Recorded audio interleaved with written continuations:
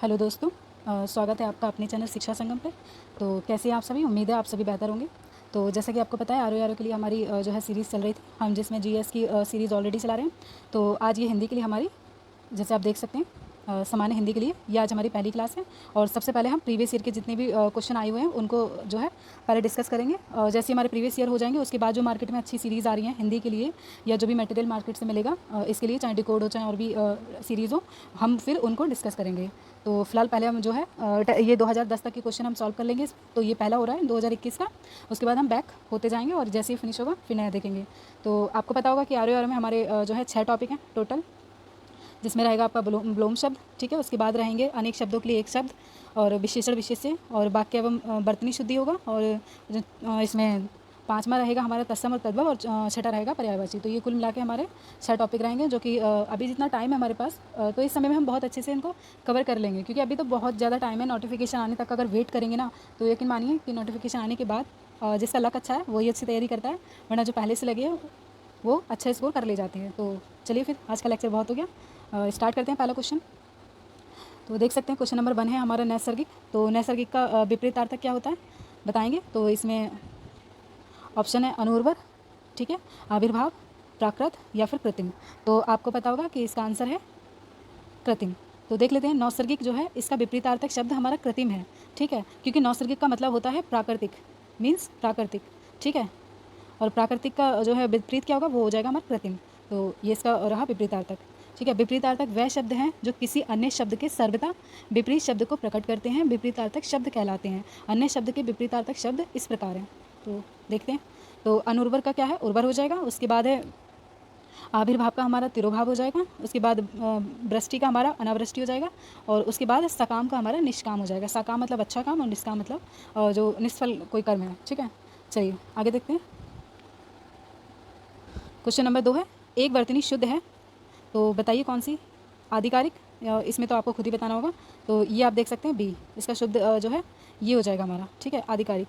अब देख लेते हैं, आधिकारिक जो है वर्तनी की दृष्टि शुद्ध है, जबकि अन्य हमारे जो है विकल्प रॉन्ग है। चलिए अगला देख लेते हैं। वह कवि जो तत्काल कविता करे उसे क्या कहते हैं। तो तत्काल जो कविता करे उसे क्या कहते हैं, उसे कहते हैं हम जो है आशु कवि, ठीक है। तो वह कवि जो तत्काल कविता करे उसे क्या कहते हैं, आशु कवि। और ठीक है, तो आशु का मतलब आपको पता होगा कि किसी आशु का मतलब हो जाएगा हमारा शीघ्र, शीघ्र, ठीक है। जैसे कि भगवान शिव हैं, तो भगवान शिव को हम क्या कहते हैं, आशुतोष कहते हैं। आशुतोष का मतलब होता है जिसको आसानी से या बहुत शीघ्र प्रसन्न कर लिया जाता है। तो इसी तरीके से जो तत्काल कर लेता है हमारी कविता, उसको क्या कहेंगे, आशु कवि। बहुत जल्दी किसी भी समय में अच्छे मतलब तत्काल समय में कविता को लिखने वाला या उसको करने वाला, तो क्या कहलाएगा, आशु कवि। तो ये हो जाएगा। और अन्य देख लेते हैं। जैसे कि जो पुस्तकों की समीक्षा करता है उसे समीक्षक कहते हैं। जिसकी बुद्धि कुश के अग्र की तरह पैनी हो उसे कुशाग्र बुद्धि कहते हैं। जो किसी ओर से है उसे क्या कहते हैं, प्रतिनिधि। चलिए बहुत इजी शब्द है, आराम से कर लेंगे। चलिए अगला देखते हैं। वसुधा, वसुधा का पर्यायवाची शब्द क्या है।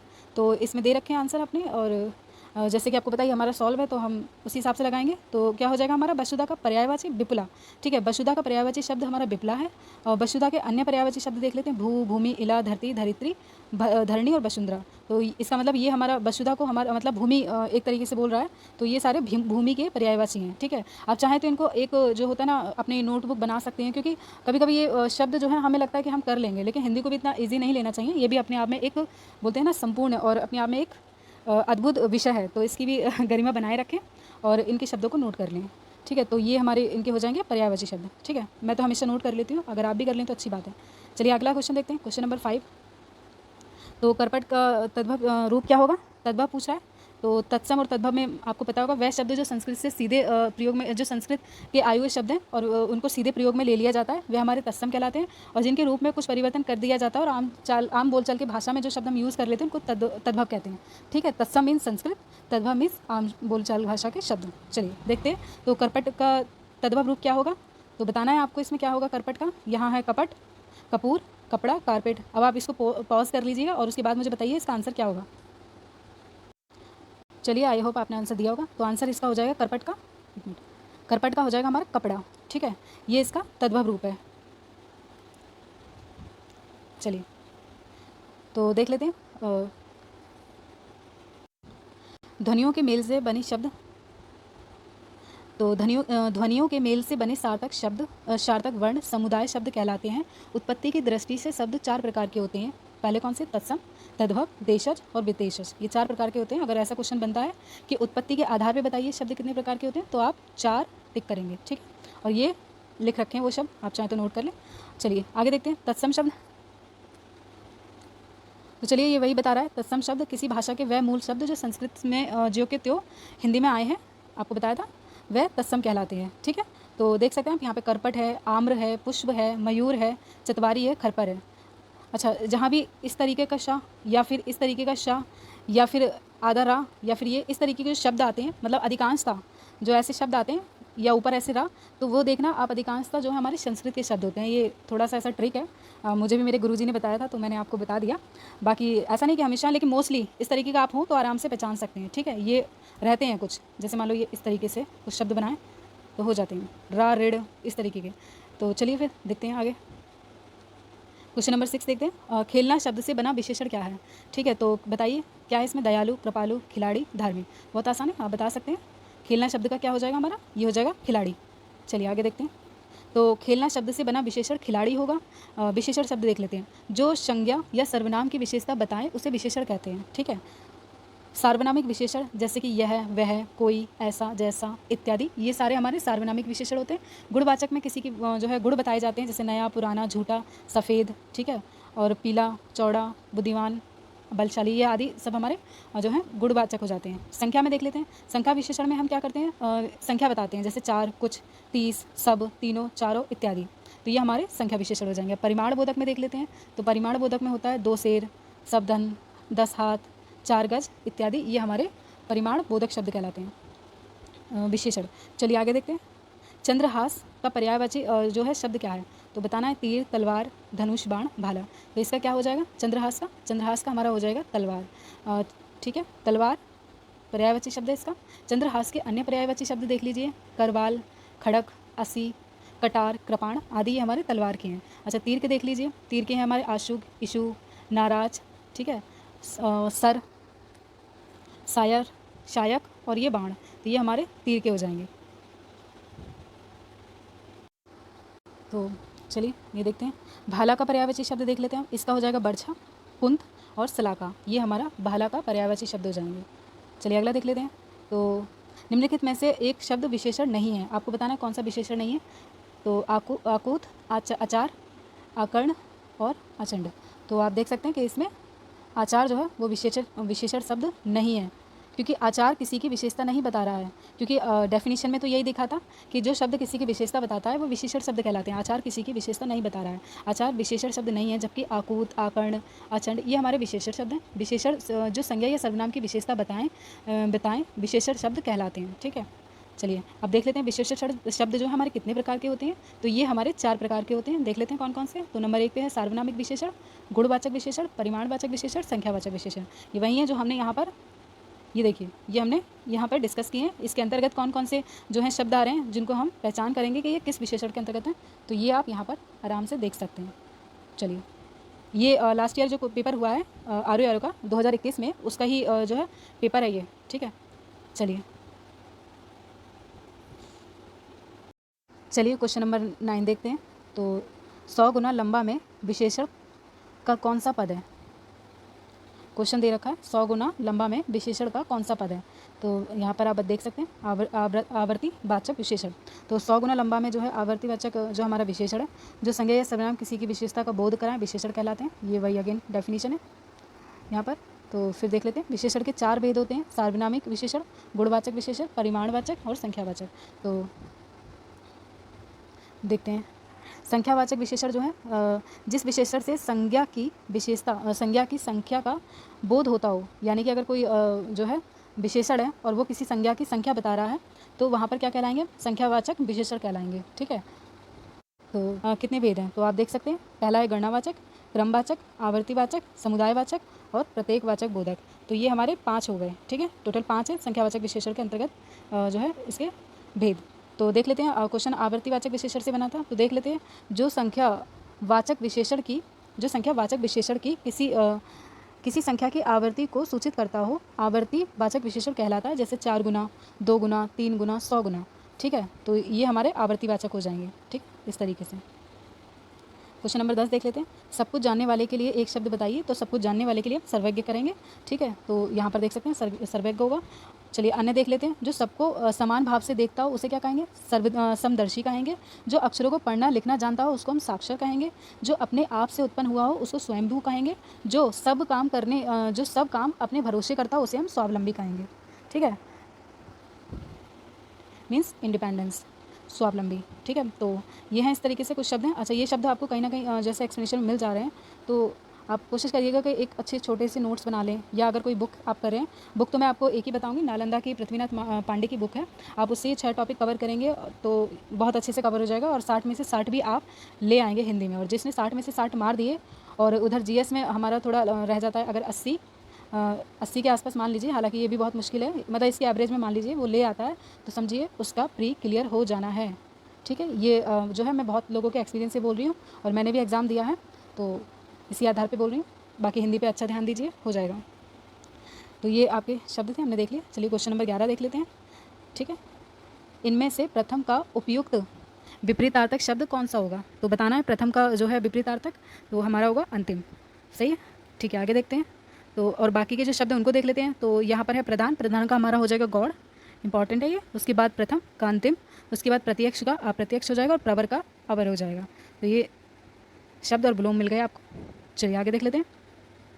निम्नलिखित में से एक वाक्य जो शुद्ध है वह कौन सा है? तो आपने बताना है। उसने मुक्त कंठ से बधाई दी, उसने मुक्त हस्त जो है धन लुटाया, समस्त प्राणी मात्र का कल्याण करो, आपकी आयु 40 वर्ष है।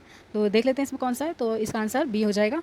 देख लेते हैं इसमें, उसने मुक्त हस्त दान जो है धन लुटाया, तो यहाँ पर जो है ये हमारा सही हो जाएगा, बाकी अशुद्ध हैं। तो देख लेते हैं बाकी में क्या अशुद्धियाँ हैं। उसने मुक्त कंठ प्रशंसा की। ठीक है, जब उसने मुक्त कंठ से बढ़ाई की, बढ़ाई नहीं, यहाँ हमें प्रशंसा शब्द यूज़ करना होगा। उसके बाद देख लेते हैं प्राणी मात्र का कल्याण करो। ठीक है, यहाँ पर लिखा है प्राणी मात्र का कल्याण करो, जब इसने प्राणी मात्र बोल दिया तो समस्त लगाने की ज़रूरत नहीं थी हमें। ठीक है, उसके बाद देखते हैं आपकी अवस्था 40 वर्ष है। ठीक है, तो आपकी अवस्था है 40 वर्ष, जो कि आयु लिखा है यहाँ पर। ठीक है, चलिए आगे देखते हैं। अधिकार में प्राप्त संपत्ति, इनमें से अनेक के लिए शब्द बताइए कौन सा जो है प्रयुक्त होगा। तो आप बताइए कौन सा होगा ऑप्शन अपना, आप वीडियो पॉज करके बता सकते हैं। मैं इसका आंसर बता देती हूँ, इसमें होगा आंसर हमारा सी, रिक्त। चलिए एक्सप्लेनेशन देखते हैं। तो उत्तराधिकार में प्राप्त संपत्ति के लिए एक शब्द हमारा हो जाएगा रिक्त। वह मूल्यवान वस्तु जिस पर किसी का अधिकार हो उसे हम परिसंपत्ति कहेंगे। किसी के पास रखी हुई दूसरे की वस्तु या द्रव्य क्या कहलाता है? धरोहर कहलाता है। तो ये अन्य एक्सप्रेशन हो गए। चलिए देख लेते हैं चोर का पर्यायवाची क्या होगा। खनक, उदक, धूसर और थलचर। तो हमारा हो जाएगा खनक। चोर का पर्यायवाची खनक, और खनक चोर के और भी देख लीजिए, तो चोर हो जाएगा, दस्यु हो जाएगा, रजनीचर भी हो जाएगा, इंपॉर्टेंट है। ठीक है, खनक हो जाएगा, और मोसक हो जाएगा, तस्कर हो जाएगा, कुंभेल हो जाएगा, उसके बाद कम्भिज हो जाएगा। तो ये सारे हमारे जो है किसके? चोर के पर्यायवाची हैं। उदक देख लेते हैं, उदक किसका है? तो ये हमारा जो है जल का, यानी कि पानी का पर्यायवाची है, जैसे कि नीर हो गया। पेन चेंज करती हूँ मैं। तो ये देख लीजिए उदक। ठीक है, ये किसका हो जाएगा? पानी का, नीर का, सलिल का, अम्बू का, तोय का, पेय का, अमृत और सारंग, ये हमारे उदक के पर्यायवाची हो जाएंगे। अब धूसर का देख लीजिए। धूसर आपको पता है हमारा गधा, खर, गर्धव, उसके बाद है वैशाख नंदन, रासव और चक्रीवान और गधा। तो ये कुछ इंपॉर्टेंट है इसमें, आप देख लीजिएगा, ये हमारे गधे के पर्यायवाची हो जाएंगे। चलिए देखते हैं अगला। पांडु किसका पर्यायवाची है? तो देख लीजिए, पांडु शब्द क्या है? विशेषण है या फिर विशेषण की दृष्टि से है? कौन सा? केवल एक विशेषण है, केवल विशेष से है, विशेषण विशेष दोनों हैं, या उपयुक्त में से कोई नहीं? तो यह आपको आंसर पता होगा। इसमें बताती हूँ, इसमें आंसर सी होगा। पांडु जो है हमारा विशेषण और विशेषण दोनों के लिए प्रयुक्त होता है। जैसे कि विशेषण के बारे में आपको पता है, वह शब्द जो किसी की विशेषता बताते हैं वह विशेषण शब्द कहलाते हैं। ठीक है, जैसे पांडु जो है कि हम किसी विशेषण के रूप में भी युक्त कर लेते हैं, जैसे कि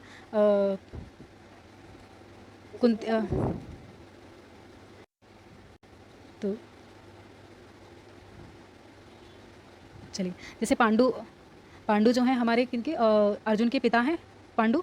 ठीक है, तो ये किसी का नाम भी हो गया है। ठीक है, उसके बाद देख लेते हैं ये किसी का नाम भी है, और पांडु पुत्र अर्जुन या पांडु पुत्र भीम, तो ये उनकी विशेषता भी बता रहा है। इस तरीके से पांडु हम दोनों जो है यूज़ में ला सकते हैं, उपयोग में ला सकते हैं दोनों के। तो चलिए यहाँ पर अगर ये क्वेश्चन आता है आपको करना है दोनों। चलिए विशेष्य शब्द देख लेते हैं। जिसकी विशेषता बतलाई जाए वह विशेष्य कहलाते हैं। ठीक है, जिस शब्द की विशेषता बताई जाती है वह विशेष्य कहलाते हैं। जैसे राम, ठीक है, गाय और घोड़ा। ठीक है, पुरुषोत्तम राम, तो राम की विशेषता क्या है कि वह पुरुषों में उत्तम है, तो ये उनकी विशेषता हो गई। और जिसकी विशेषता बताई जा रही है किसकी, यानी कि राम की, तो राम खुद क्या हो गए, राम खुद एक विशेष्य हो गए। तो इस तरीके से आई होप आप समझ रहे होंगे। चलिए आगे देखते हैं। निम्नलिखित में से एक वर्तनी शुद्ध है। तो ये है, तो आपने या तो लिख के प्रैक्टिस कीजिए या फिर ज़्यादा से ज़्यादा टेस्ट लगाइए। जितने आप टेस्ट लगाएंगे प्रीवियस ईयर हो या फिर मार्केट में मॉक हो और रिवीजन कीजिए, तो ये शब्द आपको तभी आएंगे। चलिए इसमें सॉरी माफ़ कीजिए। तो चलिए इसमें आंसर देख लेते हैं। कवियत्री, कवियत्री जो है हमारा बिल्कुल ठीक लिखा हुआ है और पता नहीं कितना फेवरेट है यूपी में। मैंने तो बहुत ग्रेजुएशन टाइम से, मैं जब ग्रेजुएशन में भी मेरे पास हिंदी जो है हिंदी सामान्य हिंदी एक मेरे पास विषय रहा था, तो वहाँ से मैं इसको पढ़ती भी आ रही हूँ और अभी जो है पीसीएस की प्रिपरेशन में भी मैं इसको सीसेट से लेके यहाँ तक देखते ही आ रही हूँ। तो ये काफ़ी इंपॉर्टेंट है, देख लीजिएगा। जैसे कि कवित्री हो गया, अहिल्या हो गया, हिरण्यकश्यप हो गया, ये कुछ शब्द तो ऐसे हैं कि जो बहुत ही ज़्यादा बोलते हैं ना प्राइम लेवल के। तो चलिए आगे देख लेते हैं। नुपुर देख लेते हैं कैसे लिखा जाता है। तो ये हमारा है अशुद्ध और ये हमारा शुद्ध। और जो है स्मरण देख लेते हैं, ऐसे नहीं लिखा जाता, स्मरण होता है, तो ये सही है। और परिस्थिति ये भी गलत है, ये हमारा परिस्थिति ऐसे। चलिए आगे देखते हैं।